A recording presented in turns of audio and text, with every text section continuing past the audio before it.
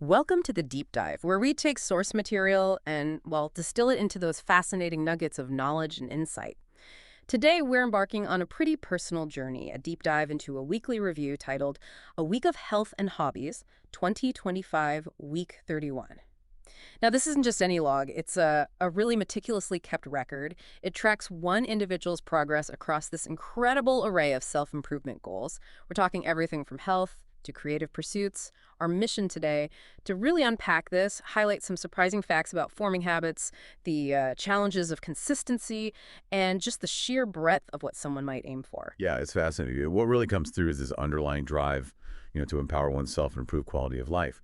This source gives us a unique window into the real-world effort behind personal development. Shows how all these different parts of daily life, they really intertwine. It's a great example of how tracking, even with, its ups and downs, gives you invaluable insights. Okay, let's dig into this. Right. So let's start with the foundations, health and well-being. Okay, first up, sleep. Our individual had a clear goal, 7 hours daily, specifically to improve your quality of life in the long run. But the review shows an interesting reality. While the average about 7.3 hours sounds good, right? Sounds great on paper. Exactly.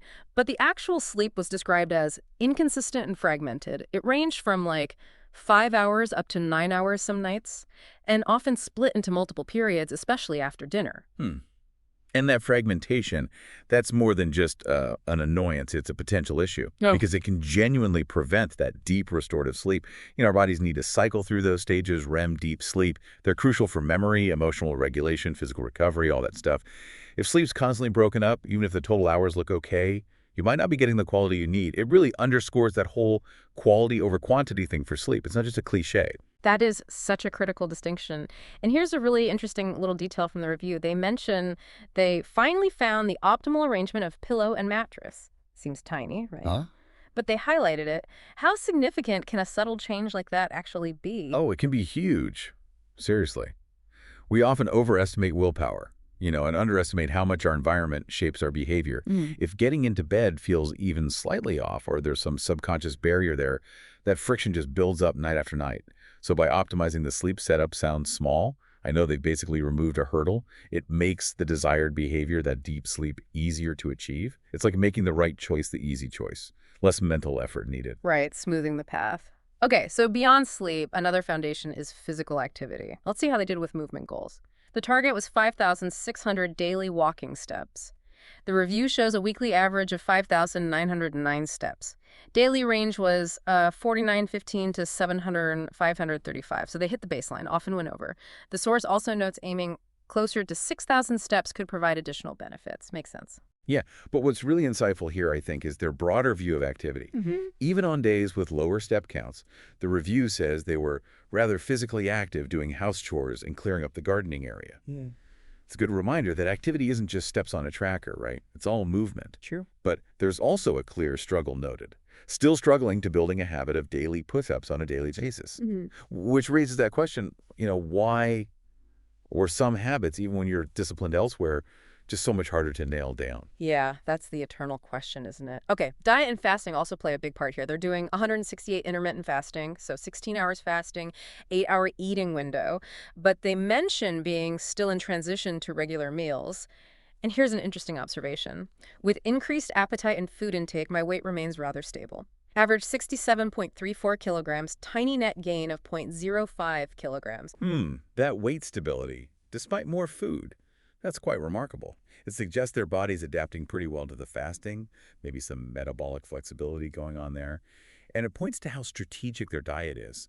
They mentioned preferring warm and soupy foods. Even with mostly outside foods, especially fast food for a few times. Right.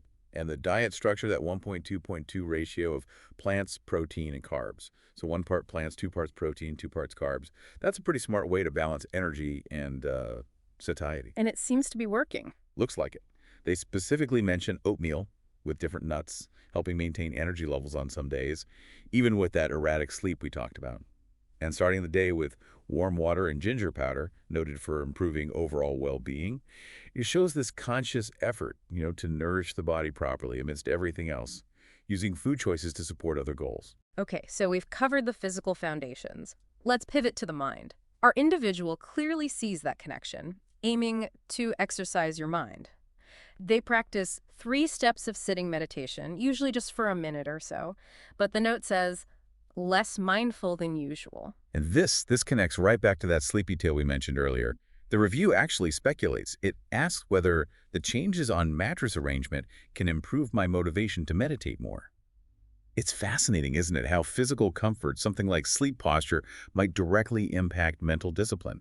Your motivation to sit still and focus really highlights that holistic interplay. Body and mind aren't separate things. It really does. And beyond sitting, they also do walking meditation for 1 to 5 minutes, often integrated into daily chores like raking dried leaves. That's clever. Very clever. And for mental clarity, they practice mentally noting your thoughts, emotions, and feelings. Yeah. The observation was stoic as usual, and notably the muscle less intense over the week, especially on the bed. That phrase, stoic as usual, it suggests they're observing thoughts and feelings with a kind of calm detachment, not getting swept away, which is, a core mindfulness skill. And integrating walking meditation into chores. Brilliant. Makes mindfulness practical, part of everyday life, not just some formal thing you have to schedule. These personal habits, mind and body, they naturally flow into our daily routines, don't they? So let's dive into how our individual is mastering the everyday, starting with cooking. The goal, to take control of our consumption and manage it ourselves rather than relying on others and learn new skill. Big goal. It is. Examples given are regular miso soup with vegetables, prawn, tofu, and occasionally beans mixed together with noodle, and also mostly hard-boiled eggs, 1 or 2 in a day. It sounds very practical, doesn't it? Yeah, adaptable. Seems like a good approach to actually gaining control over food intake. Absolutely. And the goal isn't just about making food, it's about agency, controlling what you consume. The examples show a preference for simple, nutritious meals, easy to prepare. That's key for sustainability when you're juggling so many things. Definitely. Okay, alongside cooking, there's decluttering. Goal, to adopt a minimalist lifestyle. Their strategy is beautifully simple. On the way to the kitchen, clear 1 item from any areas within the house, like 1 item per trip. The review notes significant progress in the dining hall, front yard, bedroom. Yeah, and this is where, for me, one of the most profound insights comes out. Anyone trying to build habits should hear this. They reflect, instead of just cleaning it every day on a daily basis, perhaps it's good to reflect why certain areas were cluttered in the first place. Okay. It's a huge shift, right? From just fighting the symptom, constantly tidying, to asking why. What's the root cause? It's not just about removing clutter. It's understanding the behaviors or the lack of systems that create the mess. That realization, that's the real key to sustainable change. Moving beyond just tidying to being truly organized. That's powerful, getting to the source. Exactly. But interestingly, they also note challenges persist. Still no progress on the replacement curtains and the neglected drawer in the workspace. Those tasks that just linger. Huh. Yes, we all have those, don't we? Okay, from optimizing the physical space, let's shift to engaging the intellect. Reading first. Goals here are to improve my writing, consume wisely, and boost my mental health. Unquote. There's a specific health book mentioned about controlling high blood pressure, sugar, lipids, but the review says still nothing on this yet. However, they are consistently skimming through fiction titles and some gardening books for 5 to 10 minutes daily. Right, so the lack of progress on the serious health guide while still consistently skimming other stuff, it's telling. It suggests that while the big goal of deep reading is there, maybe the lighter, more engaging material feels more achievable or relaxing right now. Which is fine. Even short bursts of reading, whatever the topic, still contribute to mental stimulation, Good point. Okay, next, coding. Goal, to enjoy building stuff, learn, and contribute back to the Floss communities. Floss being free Libre open source software. They mention a challenge finding interesting projects these days for daily PR contributions. Those are pull requests suggesting code changes. Yeah, finding the right project can be tough. But what's really striking is the consistency despite that. Even without a big new thing, they're still hopping through GitHub repositories, addressing trivial typos across various projects. Small fixes. Here? And doing regular maintenance tasks like fixing existing broken tests and improving the test coverage on their own pet projects. That shows real dedication, a strong work ethic. It's about showing up, contributing even in small ways, builds discipline, keeps skills sharp. That incremental effort is powerful. Absolutely. Okay, and finally in this section, writing. Goal, to communicate and convey my thoughts more effectively and document my progress and discoveries. Aiming for 2 posts a day, focusing on gardening and fishkeeping. And it looks like they've started a series of posts on our reflection on fishkeeping, accompanied by those video taken many moons ago. That sounds cool. It does. But for blogging about interesting coding stuff, PRs or libraries, it says nothing on this yet. Yeah, that shows a clear alignment with their existing passions, doesn't it? They're using the hands-on hobbies, gardening, fish keeping as the source material for writing. Makes it feel less like a chore, more like an extension of their interests. Smart move. The coding posts being on the back burner, maybe that requires a different kind of mental energy or inspiration, which is pretty common. Makes sense. Okay, let's shift from the purely intellectual to connecting with nature. Fish keeping and gardening. Fish keeping goal. To experience the joy of fish keeping and breeding. There was some minor cleanup on the yellow-blue rack, but figuring out a good arrangement to full utilize this area is still pending. Okay. And there's this specific aspiration. Find more guppies as aquatic gardener for the outdoor containers or ponds. See, that detail, the aquatic gardener guppies, that highlights a deeper engagement, right? It's not just about having fish. It's about understanding the ecosystem, optimizing the environment.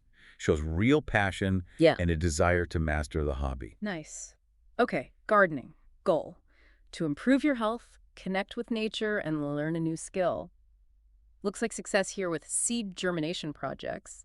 Some seeds already sprouted, and plans for another batch from different vendors. That's fantastic. Those small wins, seeing seeds sprout because of your effort, that's incredibly reinforcing when you're learning something new. Fuels more engagement. For sure. And they also decluttered the front yard gardening area, but again, some tasks linger, no grouting work done on the tile there. Yeah, like the curtains in the drawer. Yeah. Those important but not urgent tasks, maybe less immediately rewarding than seeing seeds grow. Common pattern. Indeed. And finally, under this nature creative umbrella, photography goal. To capture memories and explore your creativity by expressing your thoughts through stories. The ongoing quest is finding the best macro lens for your mobile phone, but still nothing on this yet.